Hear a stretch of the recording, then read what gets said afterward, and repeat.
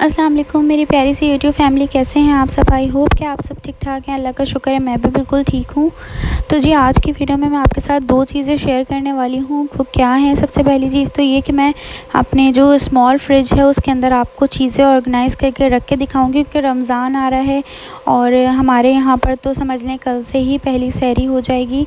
तो इसलिए मैं अभी से ही अपने फ्रिज को बिल्कुल क्लीन कर लूँगी और थोड़ा सा उसमें स्पेस देना चाहूँगी, ताकि जब हम इसके अंदर अपनी चीज़ें बना के फ्रीज़ करें थोड़ी बहुत रमज़ान के लिए, तो उसमें स्पेस होना चाहिए। लेकिन जब ऐसा होता है ना, छोटे छोटे फ्रिज होते हैं और फिर स्मॉल फ्रिज में ना बहुत ज़्यादा चीज़ें नहीं आती हैं, तो किस तरह से हम इसको ऑर्गेनाइज़ करके और फ्रिज में ही रख सकते हैं, जिसमें हमें स्मॉल फ्रिज में बहुत ज़्यादा ज़रूरत होती है जगह की। तो अब हम किस तरह से रखेंगे वो मैं सारा आपको पहले इसको क्लीन करके और रख के दिखाऊंगी कि किस तरह से हमारे पास इतनी ज़्यादा स्पेस बच सकती है। और दूसरी चीज़ कि जब भी हम रमज़ान आने वाले हैं, ज़ाहिर सी बात है कल से हमारा पहला रोज़ा होगा माशाल्लाह से, और पाकिस्तान में जो है परसों होगा। तो जी उससे पहले पहले आप अपने फ्रिज को क्लीन कर लें और उसके अंदर जितनी भी चीज़ें हैं, ज़ाहिर सी बात है हम बना कर रख रहे होते हैं कुछ ना कुछ, और स्पेस नहीं होती तो फिर फ्रीज़र में भी, और अगर छोटे फ्रिज हों तो उसके लिए बहुत मसला होता है। तो सबसे पहले मैं इसको क्लीन करूँगी फ्रिज को, और मैं आपके सामने सारी चीज़ें करके दिखाऊँगी। और साथ ही मैं इसके चांद रात का एक वजीफ़ा भी आपको बताऊंगी कि रमज़ान की चांद रात को आपने ये वजीफ़ा करना है और किस तरह से पढ़ना है, सारी चीज़ें आपके साथ शेयर करूंगी। बहुत ही इजी है, कोई मुश्किल नहीं है, चांद देखकर सिर्फ आपने ये पढ़ना है। तो जी पढ़ना किस लिए है, पढ़ना इसलिए है कि जब भी आपको पूरा रमज़ान और पूरा साल आपको बिल्कुल भी रिज़्क़ की तंगी नहीं होगी, कहीं से भी आपको किसी की मोहताजी नहीं होगी, आप हर चीज़ अपनी खुद से जो है आपको अल्लाह ताला की तरफ से मदद मिलेगी हर चीज़ में। और पानी की तरह आपके पास रिज़्क़ बहता हुआ आएगा, जैसे कि कहते हैं ना पहाड़ से पानी जितनी तेज़ी से बहता है, इस तरह से आपको रिज़्क़ मिलेगा अगर आप ये पढ़ लेंगे। तो चाँद को देखकर आपने लाज़मी इसको पढ़ना है। मैं आपके साथ आगे जाके वो भी शेयर करूँगी कि क्या पढ़ना है। तो जी साथ साथ मैं यहाँ पे आपको बताऊँ कि और उसके अलावा जितनी भी आप दुआएं मांगेंगे, जो भी आप चाहते हैं, आपकी जो हाजत है वो सब आपकी हाजतें भी उसमें कबूल होंगी। जो भी आपकी दिल में कब से आपके दिलों में जो है कोई दुआ है जो कि आपकी कबूल नहीं हो रही है, तो इंशाल्लाह इससे ज़रूर कबूल होगी। और अगर तब भी दुआ कबूल ना हो तो इसका मतलब यही होता है कि अल्लाह ताला ने हमारे लिए कुछ और बेहतर रखा हुआ है। तो इसके ऊपर मायूस बिल्कुल भी नहीं होना चाहिए। बहुत से लोग ऐसे कमेंट्स करते हैं कि हमने पढ़ा था, हमें तो फ़ायदा नहीं हुआ। तो आप ख़ुद भी सोचा करें कि हो सकता है आपकी तरफ से कोई गलती हो रही हो, या फिर ऐसा हो कि आप 5 वक्त की नमाज ना साथ पढ़ रहे हो, या फिर अल्लाह ताला ने आपके लिए उससे कोई बेहतर चीज़ रखी हुई हो जो आपको वो नहीं मिल रही है। तो इस पर गिला बिल्कुल भी नहीं करना चाहिए। ये कुरान पाक की सूरतें होती हैं जो भी हम आपको बताते हैं, तो इसमें बिल्कुल भी आप लोग ऐसा नहीं किया करें कि हमें फ़र्क नहीं हुआ और आप आके एक दूसरे को बता रहे होते, तो ये बहुत ही गलत चीज़ होती है। तो जी यहाँ देखें मैंने अपने फ्रिज की जो है क्लीनिंग कर रही हूँ, साथ साथ मैं इसको जो है साफ़ कर रही हूँ पूरा। और इसको मैं अभी सिर्फ़ आपको ऊपर फ्रीज़र वाला पार्ट ही दिखाऊंगी, ताकि क्योंकि ज़ाहिर सी बात है फ्रीज़ करने वाली चीज़ें हम ऊपर पार्ट में ही रखते हैं। नीचे का भी मैं इंशाल्लाह स्मॉल फ्रिज में बताऊंगी आपको किस तरह से आप हर चीज़ को रख सकते हैं, और आपको स्पेस की बहुत ज़्यादा ज़रूरत भी नहीं पड़ती जब आप ऑर्गेनाइज़ करके ख़ुद से चीज़ों को मैनेज करते हैं।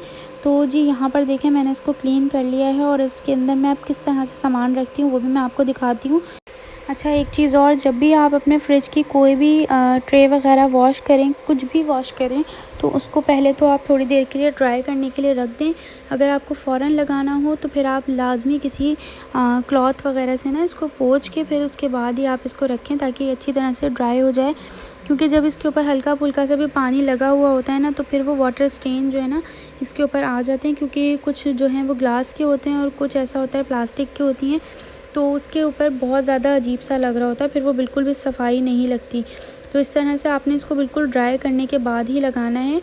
और ये देख सकते हैं मेरा फ्रिज कितना साफ़ सुथरा। वैसे तो मैं इसको जब भी चलते फिरते जब भी कोई सामान रखना होता है तो फिर मैं इसको करती रहती हूँ, तो इसलिए मुझे बहुत ज़्यादा डीप क्लीनिंग की ज़रूरत नहीं पड़ती, ना ही मैं इसको बार बार निकाल के कर रही होती हूँ कि मैं एक साथ सारी चीज़ें निकालूँ। हमेशा मैं कोशिश करती हूँ कि जब मुझे कोई चीज़ें बनानी होती है ना, उससे पहले मैं फटाफट से एक आध ट्रे निकाल के और इस पर कपड़ा फेरती रहती हूँ, तो ये इतना ज़्यादा गंदा नहीं होता। तो जी यहाँ देख सकते हैं अब ये जो इसका मेन चीज़ है ना, जो मैं आपको बता रही थी कि हम किस तरह से अपनी चीज़ों को बहुत ज़्यादा छोटे से फ्रिज में रख सकते हैं। तो जो भी चीज़ आप बनाएं, ज़िप लॉक बैग ले लिया करें। ज़िप लॉक बैग एक ऐसी चीज़ होती है कि जब भी आप इसमें रखते हैं ना, तो ये स्पेस बहुत कम लेती है।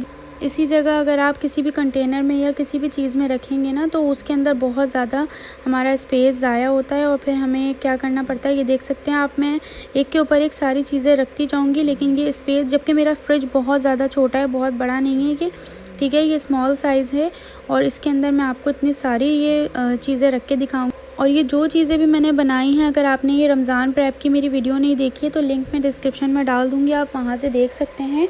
तो ये रमज़ान के लिए काफ़ी सारी चीज़ें मैंने बना के रखी थी, बट वो पहले से ही काफ़ी बार तो बनने में इस्तेमाल में आ जाती हैं तो ख़त्म भी हो गई थी। तो अब मैं दोबारा से बनाने के लिए, और मेरे पास मीट और अभी बिल्कुल भी चिकन वगैरह नहीं थी, तो मैंने सोचा कि मैं लेकर आऊँगी, तो इसलिए मैंने सोचा कि मैं इसको नीचे वाला पार्ट बिल्कुल ख़ाली कर देती हूँ और मैं सारा सामान अब ऊपर ही रखूँगी, ताकि मैं नीचे जो है अपना मीट वगैरह रख सकूँ। क्योंकि रमज़ान आ रहे हैं तो उसके अंदर लाज़मी सी बात है, समोसे रोल वगैरह में भी चिकन या फिर बीफ के समोसे, इन चीज़ों के लिए ज़रूरत पड़ती है। तो मैंने सोचा मैं नीचे वाला पार्ट बिल्कुल ख़ाली कर देती हूँ, लेकिन पहले मैं आपको रख के दिखाऊंगी कि देखें कितनी ज़्यादा इसमें स्पेस होती है ये सब चीज़ें रखने के बावजूद भी। और फिर मैं सारी चीज़ों को जो है वो ऊपर रख दूँगी, ताकि आपको अलग समझ आ सके कि हम इस तरह के ज़िप-लॉक बैग में जब डाल के रखते हैं ना तो हमारी काफ़ी ज़्यादा जो है वो स्पेस बच जाती है। अच्छा, इसके साथ साथ मैं एक छोटी सी टिप आपको दूँ, ये आप देख सकते हैं मेरे पास जो ये मैं बीफ का मैंने आपको दिखाया है, ये मैंने रखा हुआ है इसके ऊपर फैला के, ये देख सकते हैं आप इस तरह से, ठीक है ना। ये मैं किस तरह से रखती हूँ, जब भी आपको बीफ की कोई बोटियाँ वगैरह निकालनी होती हैं और फिर फ्रीज़र में हमारा जमा हुआ होता है ना, तो हम इसको किस तरह से निकाल सकते हैं, ये मैंने रखा हुआ है ना, मैं फ़ौरन से जब भी बोटियाँ चाहूँगी जितनी भी उतनी निकल जाएंगी। वो किस तरह से, जब भी आप इसको वॉश करें, जब भी आपके पास लेकर आए ना, तो लाने के बाद क्या करें, अलग अलग से ट्रे के अंदर थोड़ा थोड़ा स्पेस के साथ, मतलब कि एक दूसरे से चिपके हुए ना हो, किसी भी ट्रे वगैरह में आप इसको रख दें और उसके बाद फिर इसको फ्रीज़ कर दें। मैं इस तरह से करती हूँ कि इसको मैं फ्रीज़ कर देती हूँ। जब वो अच्छी तरह से बिल्कुल बर्फ़ लग जाती है, उसमें अच्छे से जम जाता है, फिर मैं अलग अलग सारी बोटियाँ उठा के और किसी एक इस तरह के ज़िप-लॉक बैग में डाल के रख देती हूँ। तो फिर जब भी हमें पकाना होता है ना तो हमें गुलाना नहीं पड़ता, उसको घंटों तक जो है उसको भिगो के नहीं रखना पड़ता। और इसके अलावा मैंने 1-2 टिप्स और भी डाली हुई हैं इस तरह से बीफ और चिकन को जल्दी से डिफ्रॉस्ट करने की, तो वो भी आप देख सकते हैं नमक लगा के, जो मैंने बताया था। लेकिन ये बहुत बेस्ट तरीका होता है जो मैंने अभी आपको बताया है ना, कि जब भी आपको इस तरह करना हो, अलग अलग ट्रे के अंदर, एक ट्रे के अंदर अलग अलग जगह पर रख दें और पूरे पे बिछा के ना, जैसे थोड़ी थोड़ी सी स्पेस होनी चाहिए। तो देखिए ये नीचे का पूरा मैंने खाली कर दिया। मैंने ऊपर भी सारी चीज़ें रख के दिखा दी हैं कि ये ऊपर वाली इतनी सी जगह पर ये सारी चीज़ें मेरी आ चुकी हैं। तो जी ये मेरा हो चुका है, मैं जल्दी से वजीफ़े की तरफ चलती हूँ। देखें वजीफ़ा आपने क्या करना है, आपने जैसे ही चाँद नज़र आए, आपको रमज़ान का चाँद नज़र आए या आपको किसी से ख़बर मिले, तो आपने क्या पढ़ना है, देख कर पढ़ना है। कोशिश करें ना दिख सके तो फिर आप दिल में भी पढ़ सकते हैं, मतलब कि जब आपको ख़बर मिले तो फिर आप पढ़ सकते हैं सुनकर ख़बर कि 3 मरतबा आपने सूरह फ़तह पढ़नी है। सूरह फ़तह, सूरह फ़ातिहा नहीं, सूरह फ़तह पढ़नी है, ठीक है। जो मैंने कल वाली वीडियो डाली थी वो अलग थी, वो भी आप पढ़ सकते हैं, और ये दूसरी चीज़ मैं अभी जो आपको बता रही हूँ ये भी है, आप ये भी पढ़ सकते हैं, ठीक है। सूरह फ़तह 3 मरतबा, उसके बाद आपने 21 मरतबा सूरह कदर पढ़नी है, ठीक है। 3 मरतबा सूरह फ़तह हो गई, उसके बाद 21 मरतबा सूरह कदर पढ़ के आप जो भी दुआएं मांगेंगे अपने लिए, जितनी दुआएं आप मांग सकते हैं मांगें अल्लाह ताला से, इंशाअल्लाह आपकी हर दुआ कबूल होगी। और रिस्क तो आपको ऐसे मिलेगा जैसे पहाड़ से पानी बहता है ना, इस तरह से आपको रिस्क मिलेगा, इतनी तेज़ी से आपके पास रिस्क आ रहा होगा। तो ज़रूर आपने जो है इसको पढ़ना है।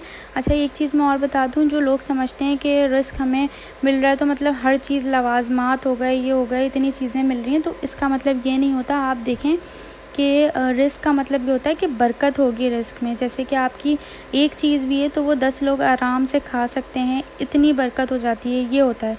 तो बस आज का ये वजीफ़ा था, तो ज़रूर आप लोगों ने करना है। और यहाँ देखें बच्चे हमारे जो हैं वो खेल रहे हैं। अच्छा यहाँ पर ना हमारे रोड्स बन रहे हैं ना, तो इसलिए बहुत ज़्यादा मट्टी टूटा हुआ है, सारा टूटा पड़ा है। अब देखें कब तक ये कंप्लीट होता है काम।